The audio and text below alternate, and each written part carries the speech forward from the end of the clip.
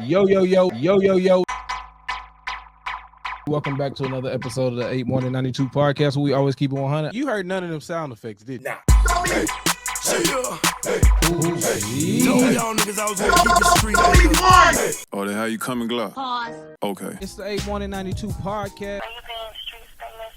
You know how we do. We always keep it 100.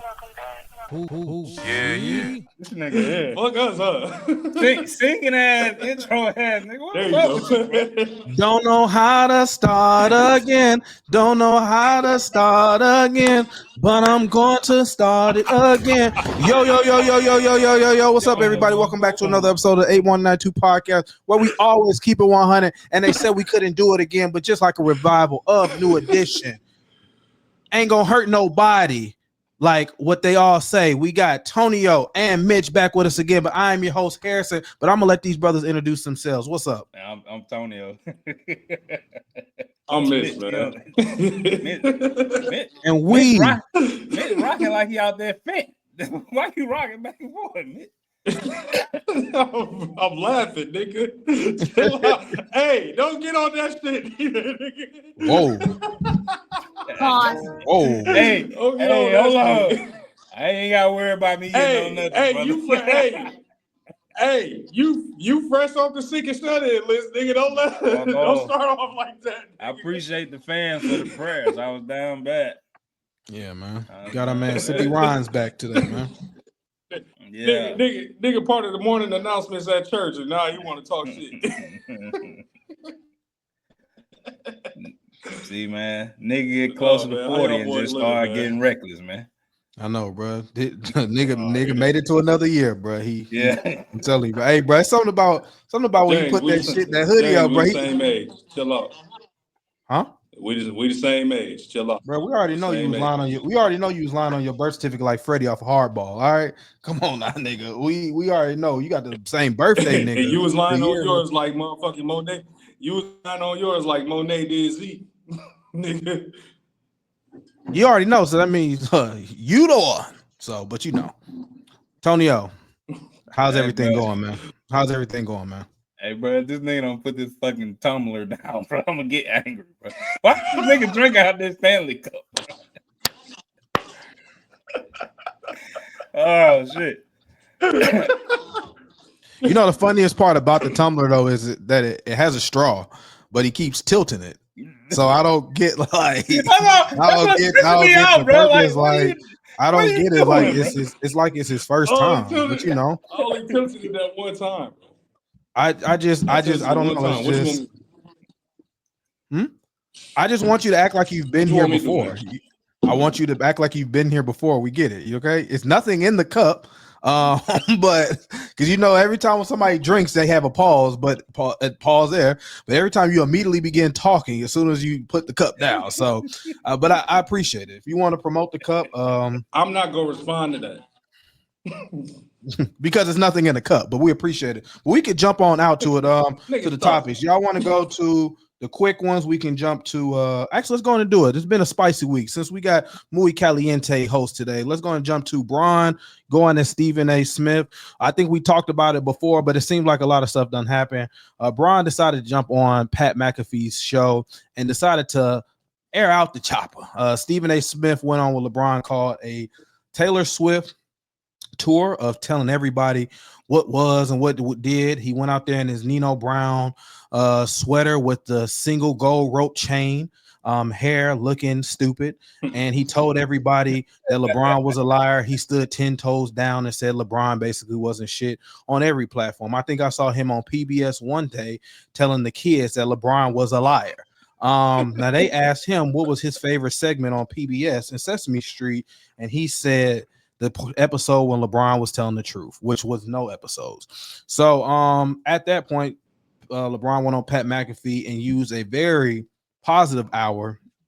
And in that small segment, he said basically Stephen A ain't shit, which then turned Stephen A to start swinging in the air like Cuba Gooding Jr.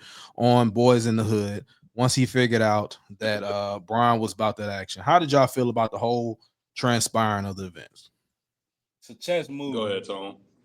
It's a chess move, Harrison, Mitch. So we can't deny it. Stephen A. the man at ESPN, right? But Pat McAfee is steady climbing up there to be the face. Like Stephen A. the man, but Pat McAfee on everything. Pat McAfee down in Jackson State with the HBCU bands getting in.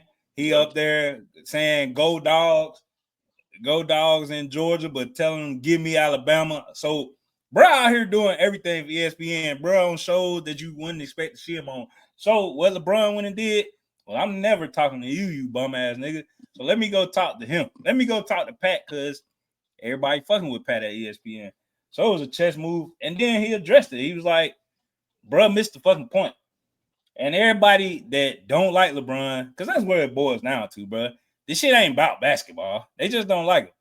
Like, it boiled down to, bro said something about me being a father. He don't give a damn about you saying Bronny was averaging 4 points at one point. None of that shit. Yeah. Bro said you attacked me and said it was my fault, and as a parent, I should stop this shit. What the fuck you mean, nigga? So you telling me I'm a shitty daddy because I got my son to the league? This niggas out here won't even get their son application to this chicken plant they've been at for 15, 20 years. What the fuck we doing? Like, ain't nobody calling them shitty. Yeah, his dad a good dude. Well, bullshit. He just at the house not working. You the supervisor at the chicken plant. You can't give him no application. You can't get him on me. Come on, bro. I'm tripping. No, you ain't tripping at all. And to what you said about jumping on Pat McAfee's show, that's another stab in itself, because shit, Pat McAfee walked into the door with the deal he wanted. Stephen A. just got the deal that he wanted after how many years on ESPN? You know what I'm saying? Granted, it's a fire-ass deal. Nigga about to make $100 million. But he had to put all this work in and had to be loud and boisterous for most of our lives. You know what I'm saying? And then with Stephen A. attacking Brown as a father, dog, we all live by the same code, bro. Don't attack me as a man. Especially if you're not living in my household. You ain't grow up the way I grew up. As a man or as a father? I'm doing what my daddy didn't do for me. As a man, if you attacking me as a father, you're attacking me as a man. Okay, I was just right. Brittany Griner would argue against, but I was just asking. So I just wanted you to clarify what you meant. A lot of people say fathers aren't men, so I just wanted you to. No shot at Brittany Griner. You're doing a hell of a job, probably. But go ahead. You did that to yourself, nigga. Hey. But no, bro, you can't come at me like that. You can't come at me like that. You can't come at me like that. Yeah. Wow, that's crazy. And think I'm just not gonna say nothing. Like you said, you can't what? Do your job. You can't what? You can't what? You say, hey, every week. Hold on. I just asked you because it sounded like the sound was getting a little trippy. I don't know if it was glitching, so I just asked you. What did you say? You cannot critique my fatherhood skills. I don't think that's what you said. What I do said. I don't think that's what you said. Expect me not to say nothing. Okay. My bad. But no, bro, like, leave me alone. I got my kid to the league. My next kid is going to the league too. Leave me the fuck alone. And if you can't,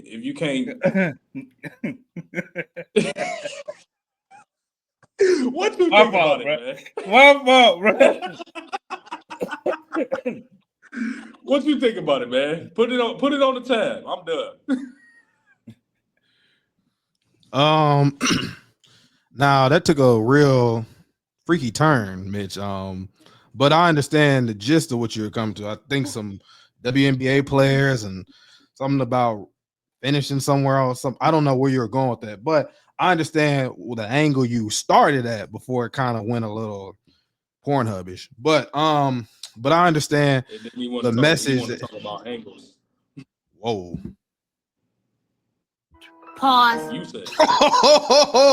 You said. But I understand I understand it. You said it. You did it. All right, Zeke. But but no, for real. I just think that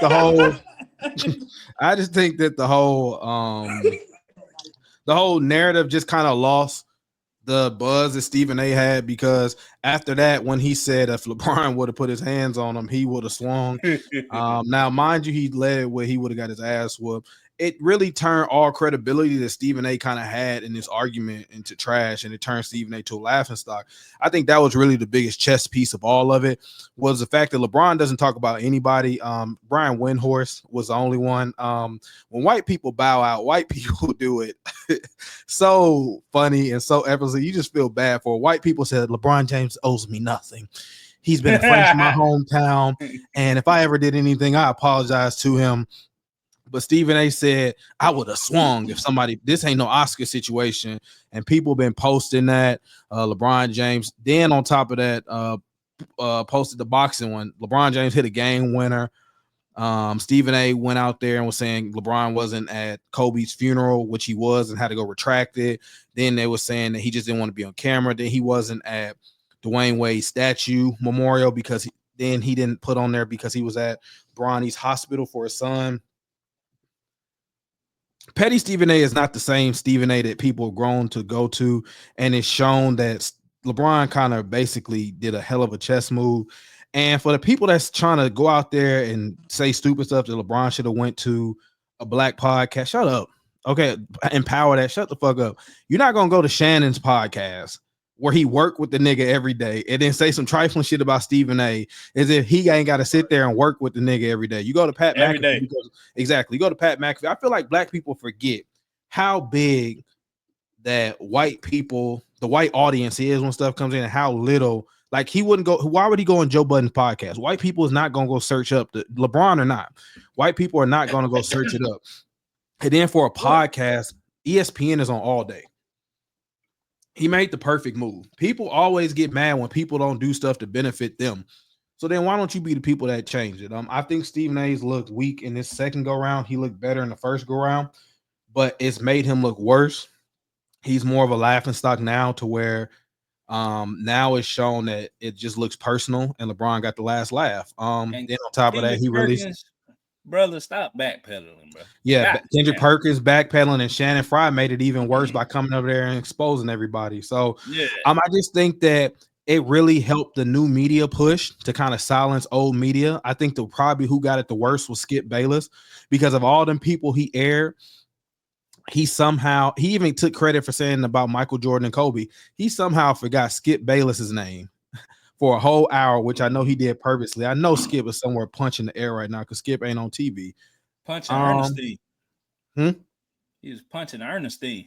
Probably, or that dog. But I just think that, this was probably like a big black eye for old traditional media, and for the new wave that they're trying to get them to shift the focus on talking about players in the favorable light. What you do is you turn the people against old media. So what do? You get the oldies out of there, and everybody gonna ride with Bron. Everybody gonna do this. So now what you do is you just gonna go on there and talk crap about them, and you get it to the people that don't talk. So don't be surprised if the next NFL player or the next dude, whoever that anybody's talking about, they do the same thing, and watch what happens. So if you're somebody or whatever, you seen Adam Silver came out and was like, shit, sometimes I wish our media talked about our players like the other sports talk about their players, just in celebratory fashion instead of just.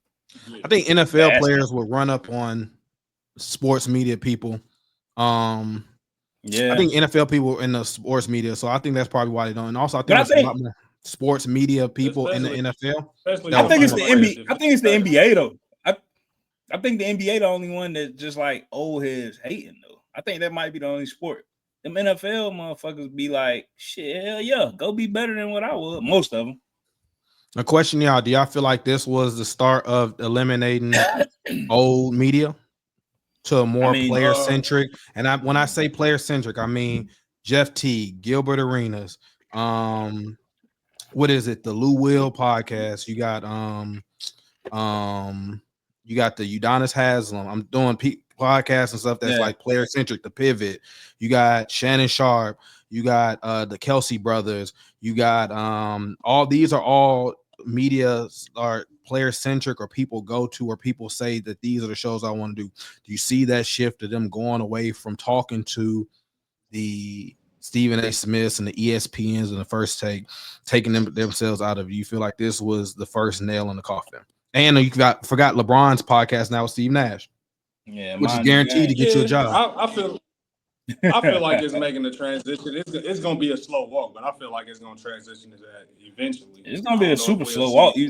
Stephen A. just got $100 million. It's definitely going to be a super slow walk. Exactly. But I was going to say earlier that I've got a Draymond Green podcast, y'all. You said what? Draymond Green and Paul George podcast. I forgot about them. And then 7 a.m. in Brooklyn. Yeah, 7 a.m. in Brooklyn. I just want to make sure I said all the Ticket and Paul Pierce, Yeah, Big Ticket and Paul Pierce, and then All the Smoke. I forgot about them.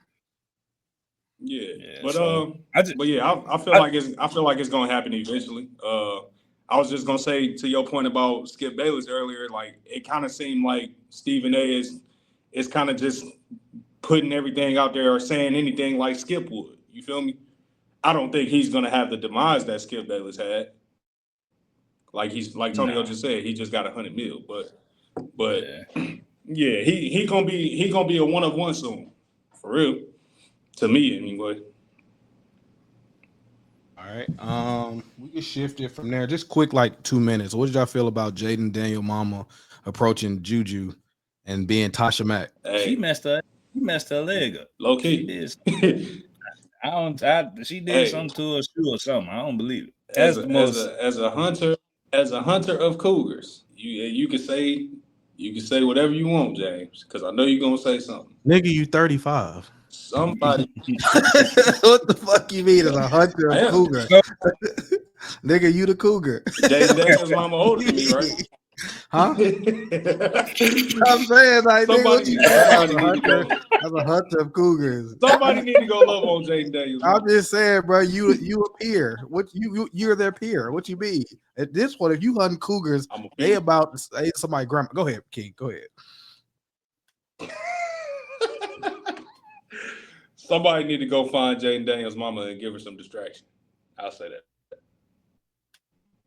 Cause she nigga, she in DC, you in DC, y'all the same age. Go holler at her.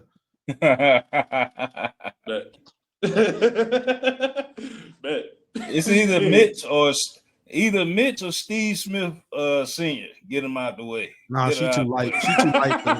She too dark for Steve Smith. And on top of that, she ain't got a happy home to break up.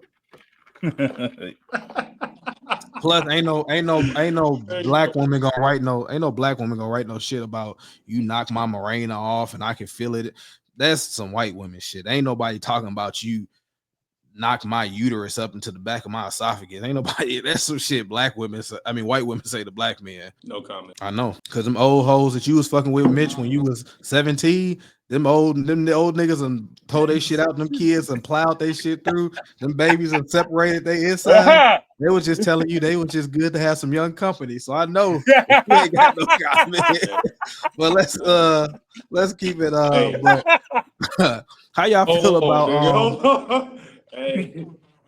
how y'all feel about baby, it's not baby, you did good.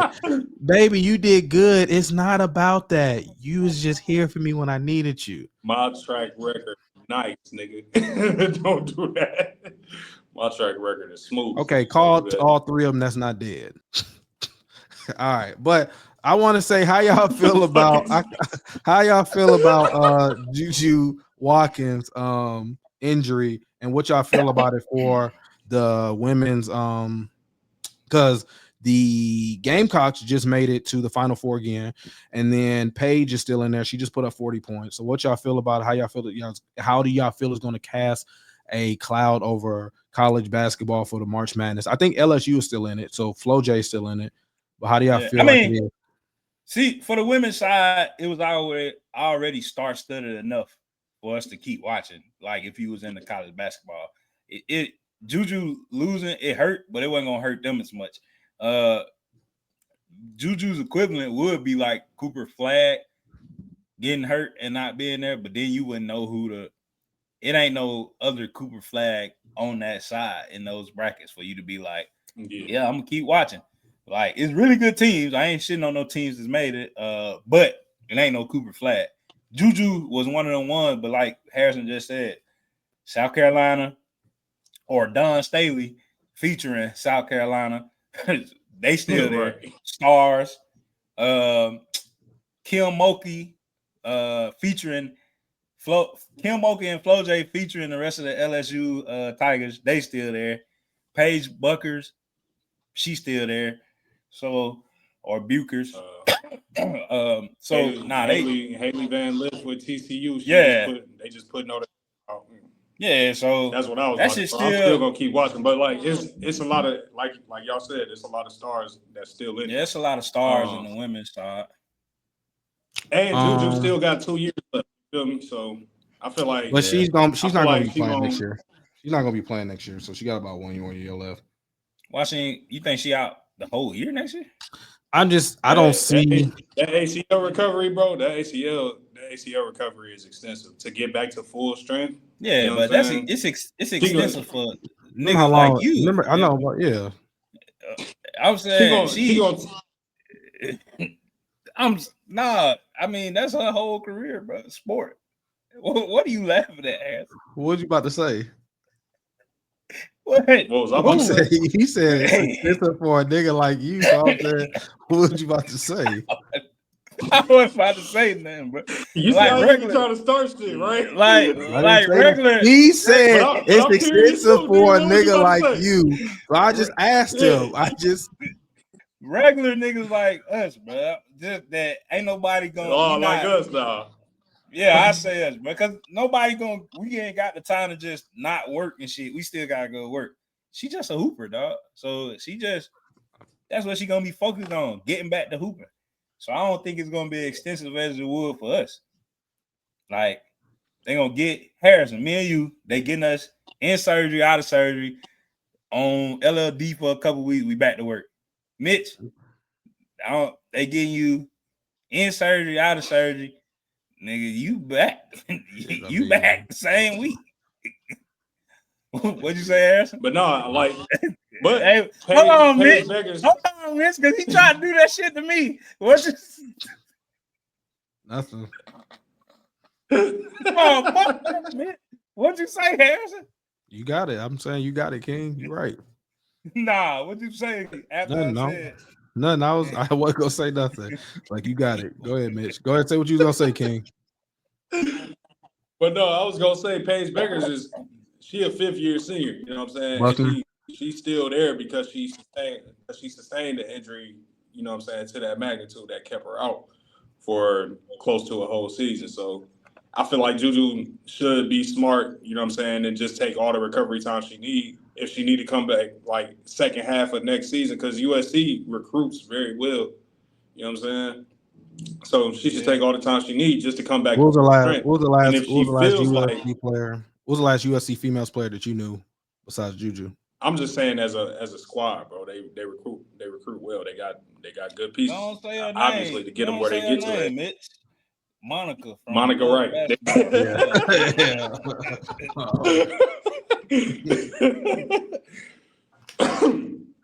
But no, I got you. I feel like she'll take a little bit of the season off next season and then come back. What does the NIL stipulation state? How many games you got to play a year? That I don't know. See, that's what I'm saying. Like, that bread talking. So, but she a Nike athlete too, so yeah, they ain't letting her go. Talking. That bread they not letting her go. I mean, for sure, but Mitch must got an NIL for Stanley Cup, so why you keep picking that motherfucker up doing this recording? Got to show it. What they got like 2K achievement. Got to show it 5 times. Y'all boys wild. At third point, he's going. You a whole Gatorade athlete. I want to be like Mike. Netflix decided to pick up the popular dating game Balloon Pop, and instead of going with the host, that you had made the show popular. It was, I don't know her name, but it was a black woman. I think she was a doctor or a therapist or something like that. They went with Eugene Orgy. Everybody knows her as what's her name from Insecure? Molly. One of the worst friends ever, but they're gonna put it on Netflix. I wanted to ask y'all opinion on what do y'all feel like it, how do y'all feel about Netflix seeing that, I guess using that as their black style of dating, and what do y'all feel about how do y'all feel about this generation's new microwave form of dating in general? Like, what are y'all takes on their whole quick mixing bowl of expectations or whatever? Because in theory, when you do the popping game, you have somebody talk for about 10 seconds and you really made up your mind and pop and get along. So that's really a quicker version of Tinder, swiping left or right. How do y'all feel, or what's your opinions on this generation's expectations on meeting someone and getting out to know people, if all it takes is a pen and a balloon for you to decide someone if they're good enough for you or not? Mitch, for somebody's balloon has been popped a lot, go ahead. You said for somebody what? I said go ahead and tell me, you go first.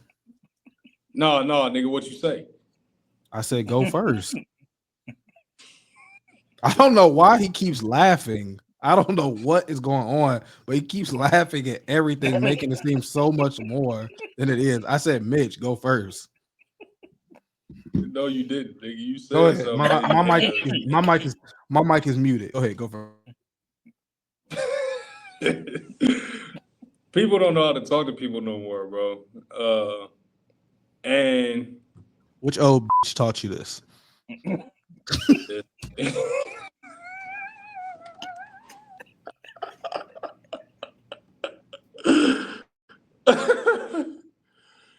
I'm just saying, bro, like, so we all grew up before before social media and everything came about, before the internet took over, like with the phones and shit like that. Like, we all grew up in the era of like talking to motherfuckers on the phone, having to go up and talk to people, get a number and everything like that. You know what I'm saying? Calling somebody's house, asking to speak to their daughter, you know what I'm saying?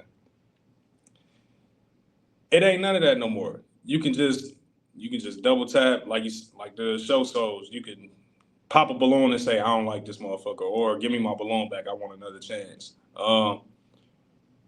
But on the other side of that coin, it kind of alleviates from having to awkwardly break the ice. You know what I'm saying? It's like, you know what we here for. This is how many choices you got. Talk to them, ask them a couple questions, and see if you like what they said or not. First impressions are everything, and that's what a lot of these things are based off of. So you just gotta make a good first impression. It's not my personal preference of how to meet and get to know somebody, but it worked for somebody. Tonio, what about you? Nigga muted again. No Child Left Behind, dumbest shit ever. That's why we got stupid ass shit like this now. Some of these people shouldn't have been put forward, bro. This shit dumb as hell. I don't care about her degree, her PhD. This shit stupid, bro. Get y'all ass, men and women, bro. Get off the walls in the club. Go dance with each other. Exchange numbers. Go out on dates. Go back to the movies, bro. Stop being fucking weird, bro. Popping a balloon to decide somebody you should be with. Probably some of the dumbest shit since I heard that men ain't men if they got AAA and they pay for it. Stupid as fuck. Fuck, I'm paying for it for. Stupid. I don't know, man. Yeah, I blame George Bush for that whole we just gonna push people along shit, because now we here. Hey, bro. No. Popping balloons. Did you see the clip that some chick said a man knowing how to cook is a red flag? Niggas just gotta be hungry. I don't know what the fuck they want. I'm with Tonio. You with who? I didn't hear what you said. I wasn't trying to be funny that time. I just said, what did you hear? I agree with my brother Tonio. Okay, bro. I'm not. Why are you so antsy. I just didn't hear what you said. Dang, I'm not antsy, bro. I'm just not about to play with your bullshit, bro. Okay, How you feel about it? I said Harris? I'm not about to play with your bullshit, nigga. Okay, gosh, I've never seen such a strong older gentleman like yourself who just celebrated coming into a new year, pause, as so much hostility. You would think with so many older women that you've been with, they taught you patience, young man, patience. Now that you're the OG unk, you should be able to bestow some of that energy on other people. Bitch, you older than me. Shut up. And I act like it. You yelling and shit like a YN and all that. Got your hoodie on out there looking like you gonna rob somebody. YNB Mitchie. YNB Mitchie. I know, right? I wonder where they sold it. Get your words anywhere. But I'm just saying. But anyways, no, I think all this stuff is kind of just stupid if you really think about it. I think if you really even just watch some of the clips that do go viral, some of the stuff be like, I like a man. I popped a balloon because you were the same height as me. I like my man taller. And he's like, well, I'm 6'1". And then the guy walk over to her and she's like, well, how tall are you? I'm 5'10" or I'm 5'6", but you got heels on. So it's like the man meets the criteria that you want and you don't even know what real criteria that you need. I mean, I'm sorry, you don't even know the real criteria that you have or expectations you have for yourself. You just go by off a lot of stuff that you see on a lot of dating sites or a lot of things that people tweet that are red flags. I think these expectations I think these games are really dumb because you're putting yourself in a room with a bunch of people and you're not an individual. It's a bunch of people basically following or a bunch of fish swimming as a school, and you're basically just following the trend. And so as you see these people, it's a little bit of vulnerability, but you got to kind of go in there and look stupid. But hopefully there's a diamond in the rough. But you see all these women or guys, and everybody wants to have their moment.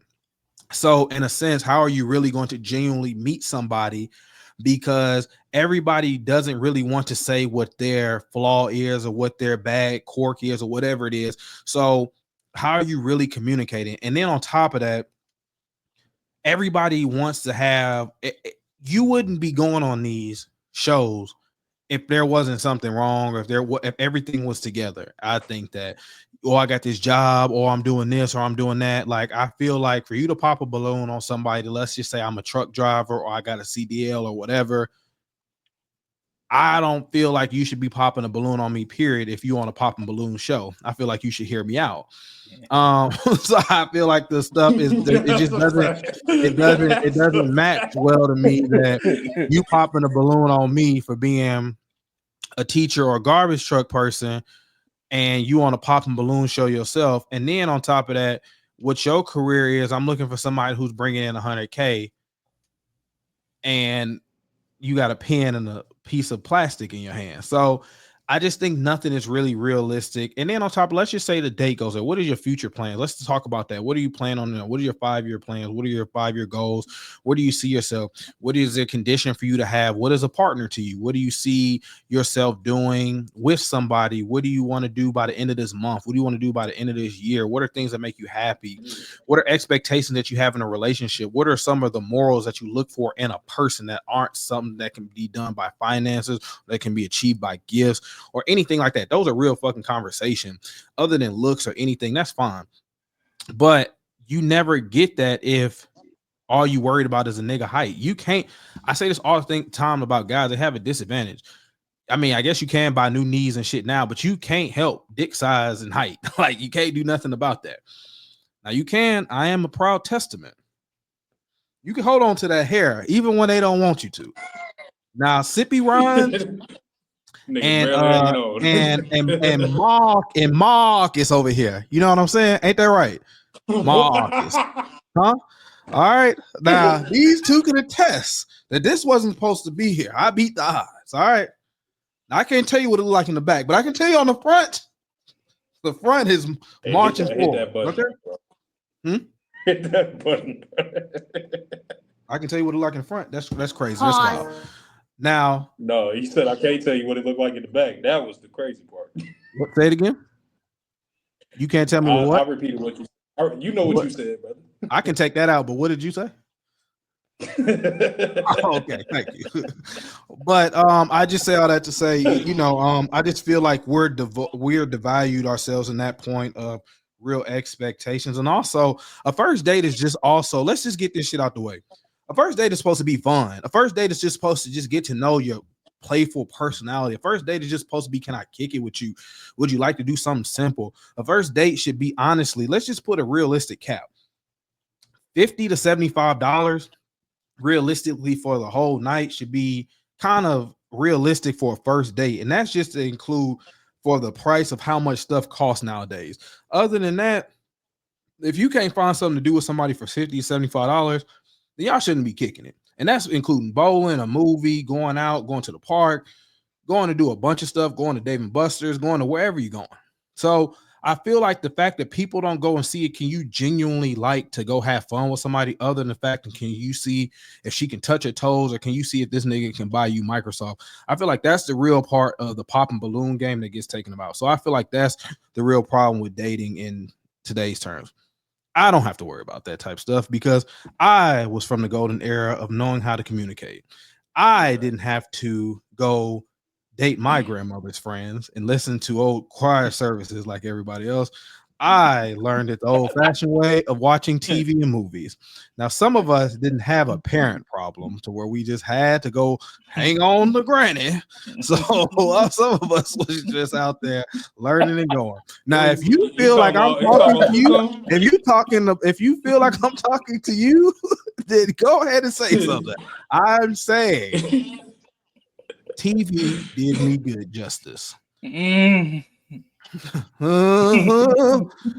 since we are talking about my man Sippy Ron, I want to bring him into it because my man from the SIP once said that he was a pastor's son or a pastor something, a pastor's nephew, a nigga that stole from the church. Grandson, I don't remember what he said. Whatever you said, something that had to do with the church. I don't know if he said that he was finger busting in the church. I don't know what he was doing. Something in the church.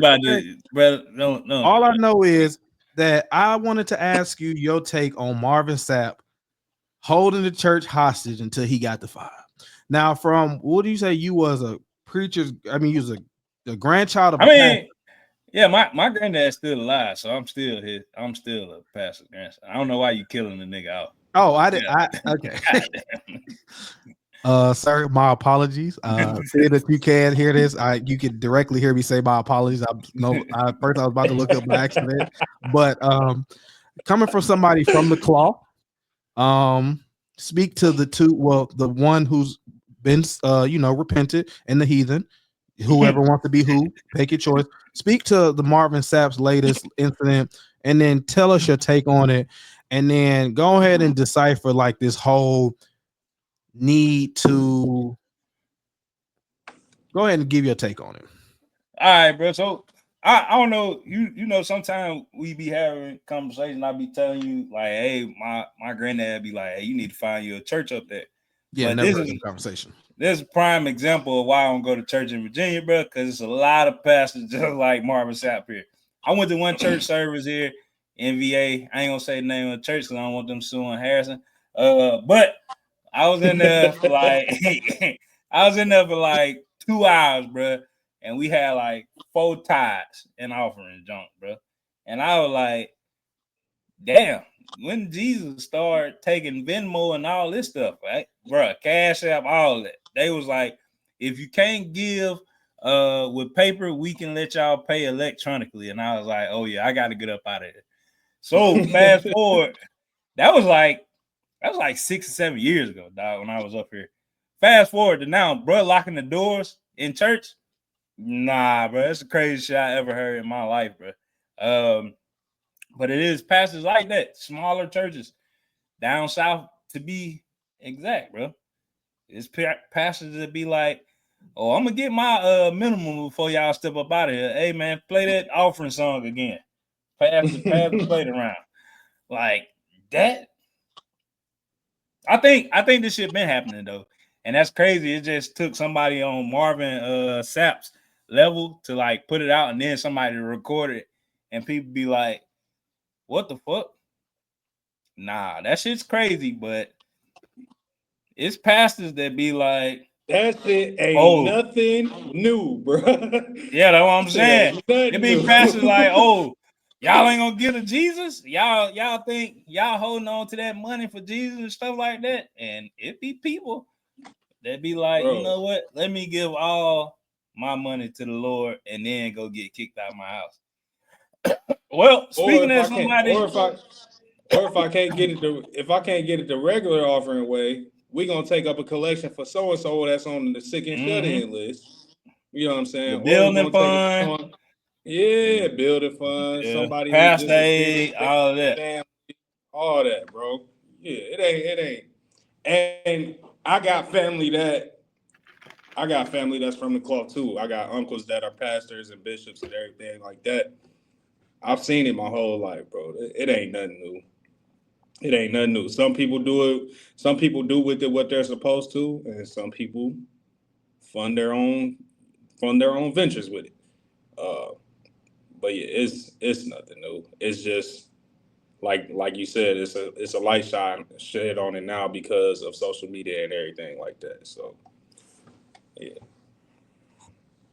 All right, so hold on. Oh, go ahead. Hey, real quick, bro. As a nigga that his granddad is a pastor, bro, I'm gonna tell you something. Granddad always told me. He said, "Hey, man, Jesus ain't gonna never make no fool of you. If you sit in there and give Jesus your rent money and expect for you to be in the house the next month, don't blame it on Jesus when you sitting on the curb, because Jesus ain't say, hey, give me all that, and then I'm gonna make sure your rent taken care of." That's all I had to say.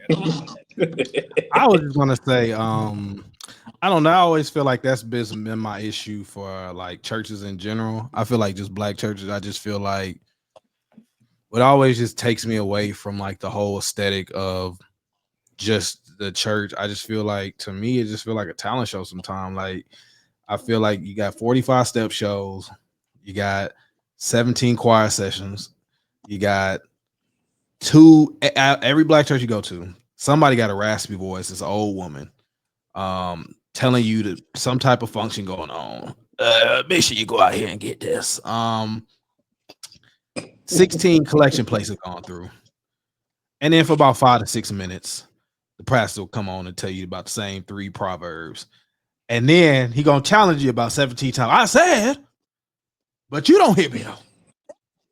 Now, if you don't think that you can do this, then you come up here and do my job. But God wouldn't send you up here to do my job because he already anointed me. And when he anointed me, he anointed and pointed. But you point your finger at everybody but you because you don't want to look in the mirror because God has already showed you the man that he made you today.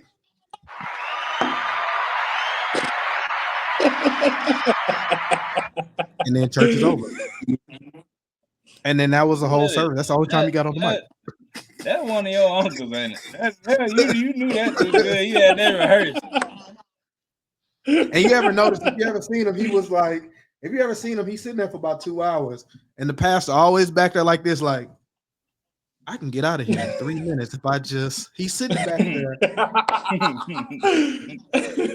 Now he counted, he like, okay, that's about 245 right now. Okay. Now God getting 600 of this. I can move 445 back right here. I can put that back by Wednesday for a Bible study. And then we got 2 more step shows right here. Hold on. It did. His assistant sitting next to him. Hey, make sure they pass that collection plate. Pass the 4 pew. Now hold on 1 second.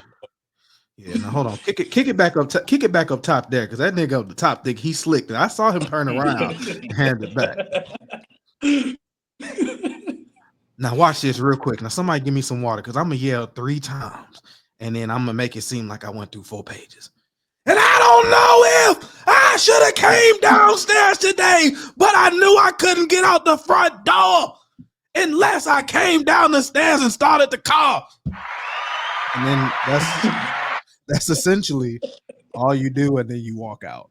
So I can't get on board with that sorcery. So, but to each his own. To each his own. And I never grew up in that type of church, so I ain't used to that.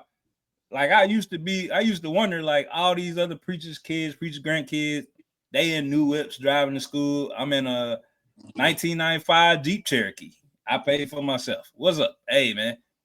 Hey, granddad, you know, we can get in on this God thing you want to, you know, like everybody else, you know, living real good. I'm watching my granddad get his whole check back to the church, and I'm just like, nigga, help me. Like, what's up, man? What's up with you? I feel like I wouldn't take it as personal. If I put it like this, if you're gonna be a pastor and you're gonna be one of them people up there, all y'all need a second job or all y'all need to be homeless. I need all my people of the cloth literally wearing cloths. I don't need anybody. I just want this to be right here. If you doing this for I put it like this. When you coach, I have never seen it that somebody just coaching without coming from their regular job. All right. You do it for the love of the game. All right. Yeah. I've never seen people sitting up there saying, I don't need this. I got my whole job. Right. So I need you to go up on that pew looking like PU. Okay. I need you up there looking like you doing this for the love of the game. All right. I need you up there looking like you ran up off the clock. You took off work for this. I need your shoes to be taught. I need your shoes saying amen. All right. And then by that point, I know I'm talking about, I don't need you to say, can the church say amen? And when my watch ring, ring, bling, bling, I don't need that type. I'm talking about this niggas. I'm talking about he got the nicest car. This looking like a Houston, Texas car show out here. This is like some shit DJ Envy doing. I just don't see how you're doing this in the church. Is talking about we're struggling. Yeah. Did you see him on Tiny Desk? Who? In the Marvin Sapp. In the Louis V crew net? Yes. It should be certain things. It should be certain things that you should never certain luxuries.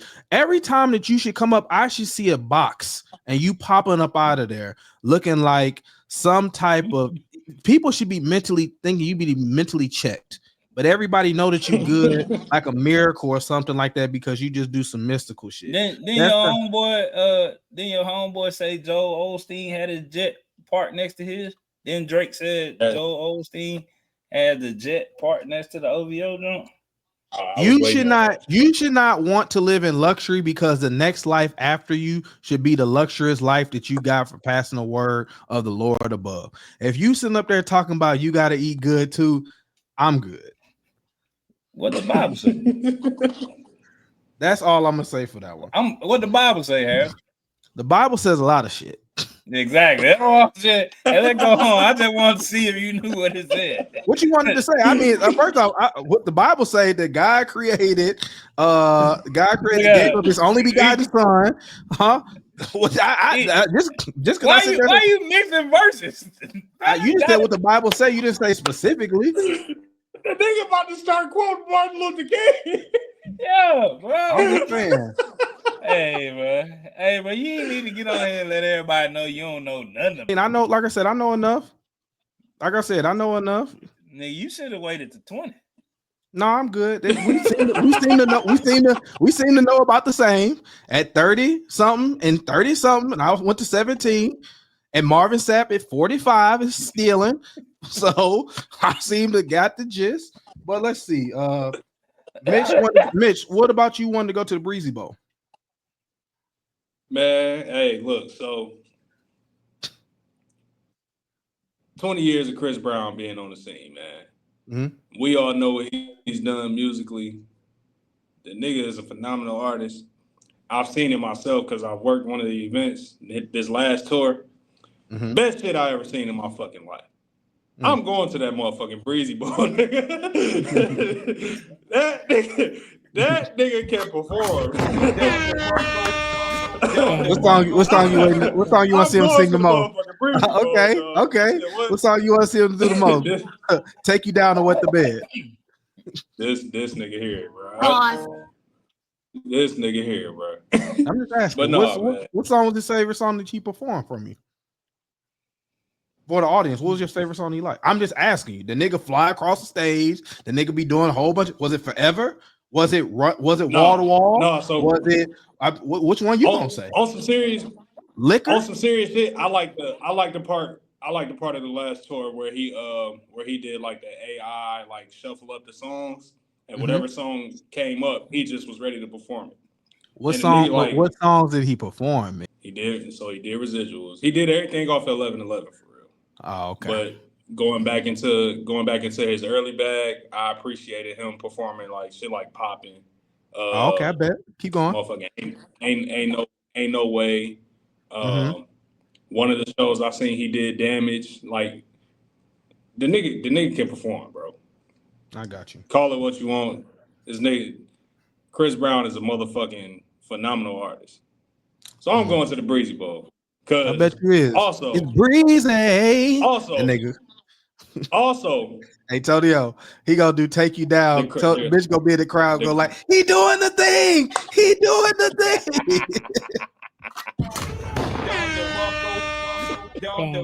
thing. All right, so tell us how the Katt Williams show was. The Katt Williams show was motherfucking amazing. I'm not gonna be able to give up too much of it. Nigga, he kind of not fucking going to the show. No, I'm saying you signed it. There was no. It was just no like recording and shit like that. So I can't call back to every single moment or whatever. But the lineup was cold. So I went to the store in Baltimore. You was off the margaritas too? Nah. Had two drinks at the show. But hey, fuck you. Fuck you, okay? What the fuck? Okay, hold on. Let's get this out the way. Let's just get this out the way. Okay, hold on. So Sippy Wine has a real hold on, Mitch. Hold on. Let's just get this out the way. Since he want to keep bringing it up. All right. He got took out the game by Shirley too. So let's just get him out the way. Okay, so look. So let's just so Sippy Ryan's got an issue. All right. So what is up? So nigga just got to drink Hennessy and lean and all this shit all the time. What is up with it, nigga? Huh? What is up with why are you so upset about my birthday? Hey, bro. Good, bro. We had shit planned for you. You just what was the plan? Nobody said shit to me. Bro went to a croissant making class shit. What's wrong with you, bro? Bro, I'm just saying. Why is Mitch muted? Because I was getting him, he gonna come out here. Look, now I'm talking to you, nigga. So look, I'm saying. Why are you so? Did you want to come to the cocktail making party, mixing class, bro? Man, we supposed to be somewhere in the street drinking. I don't know. You turned a year older, bro. You supposed to be drinking whatever little. Nigga, my birthday has been passed for 3 weeks. You have not hit me up to do nothing in 3 weeks other than just be upset. I still been mad about it. And didn't hit me up to do nothing. I still not got a bottle from Tonio. I ain't get no money from Tonio. I ain't get shit. I ain't get a card. I got what I got? I got hit up the day after my birthday and said happy birthday. Yes, Mitch. Nigga ain't get you no bottle because he don't know what you like to drink no more, nigga. He don't stop for the shit that he was drinking on, nigga. Is that what you don't know the ingredients of motherfucking Shirley? So yeah, all right. So we'll wrap it right. How you gonna take this nigga off his point, man? All right. So yeah, so you said the Katt Williams thing. You said you couldn't sit there and tell. What should we look forward to about it? The lineup, bro. So I went to the show in Baltimore. So Lil Mo is from Baltimore. He brought Lil Mo out. For some reason, he brought out Lady of Rage. I don't know if they just cool or what. But Monique was the hostess. Red Grant was one of the acts. Red Grant has been on tour with him for over 20 years now. Tommy Davidson, a motherfucking legend. Shut the motherfucking place down. Mark Curry, shut the place down. Melanie Camacho, if you grew up watching like comic view and shit like that, Melanie Camacho, little black legend. Shut shit down. And then Katt pretty much continued on like from like the mess he was stirring up on Shannon Sharp show. He put some of that shit in the set and Like added what? some names Give to us the a sneak list. peek. Give us a sneak peek. He Give was us some talking breaking news, about motherfucker. He gonna wait to TV to break the news. We can tell the shit here. he was talking about he had a little shot. He took a little jab at Usher. I'll just say that. What'd he say? The joke About the herpes? funny. He spoke on it, yeah. What'd he say about it? Damn, niggas, you signed an NDA or something? God damn, bro, give Nigga, us I the ain't signed no exclusive. motherfucking NDA. It's just Bro, go ahead and put that Club Shay Shay hoodie on there, nigga. Since you out there waiting for him to drop the interview for Club Shay Shay, put the Katt Williams hoodie on, bro. Dang, nigga, you this snitching shit, you gotta let go, nigga. We not gonna get in trouble for it. Golly, you see how this shit deep rooted, Tonio? It's like a sickness. Golly, nigga, it's just I don't want to ruin the motherfucking show for a motherfucker that ain't seen it yet. When we gonna see it? The shit is past us. We gonna see it eventually. We gonna forget that one little blur. It seemed like no, for real though. It seemed like they filming for a Netflix special. Like the way the stage was.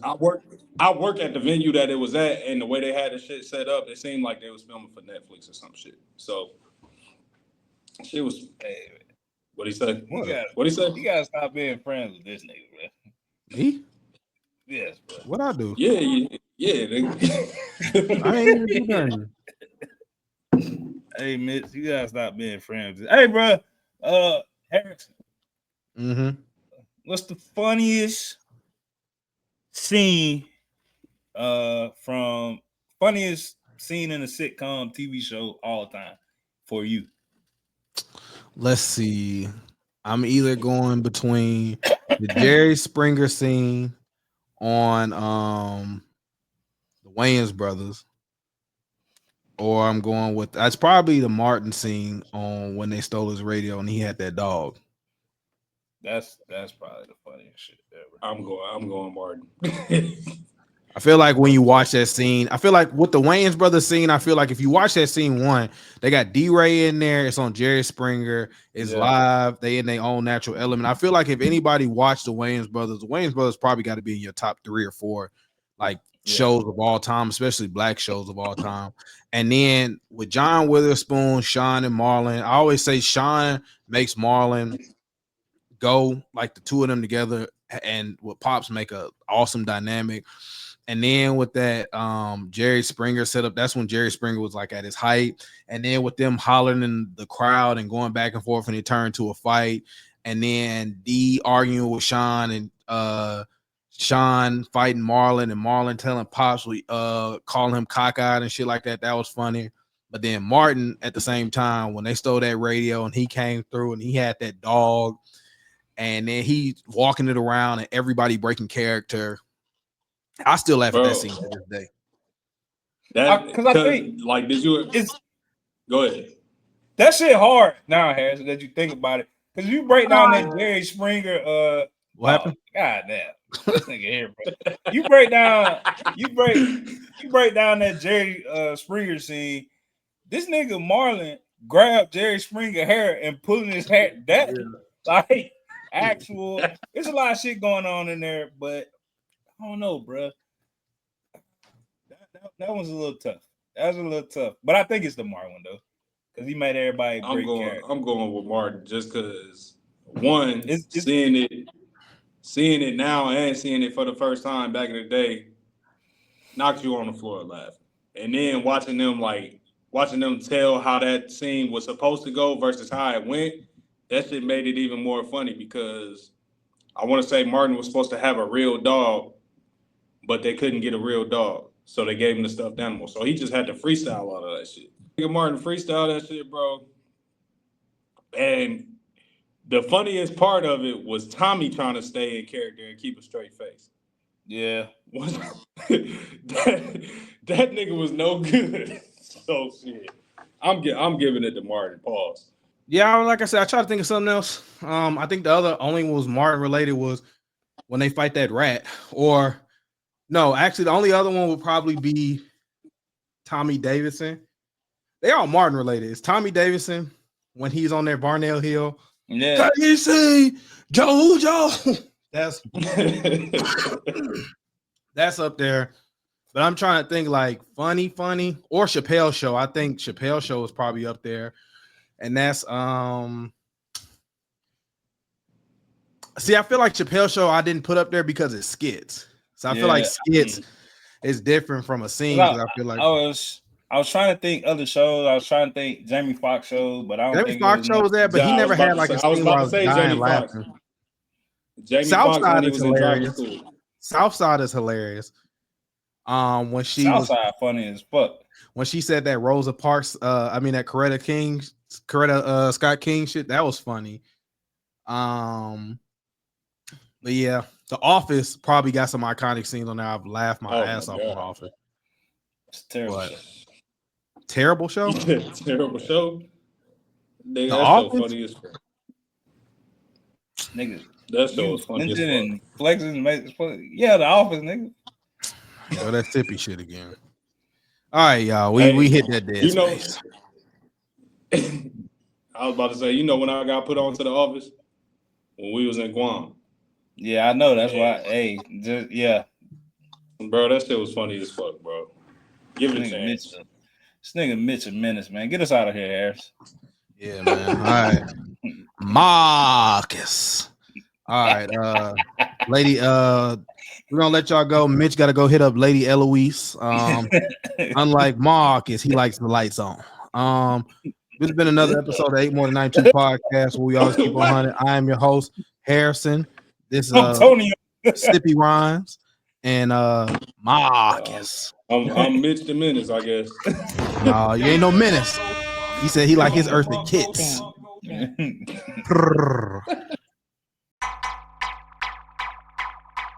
Yo.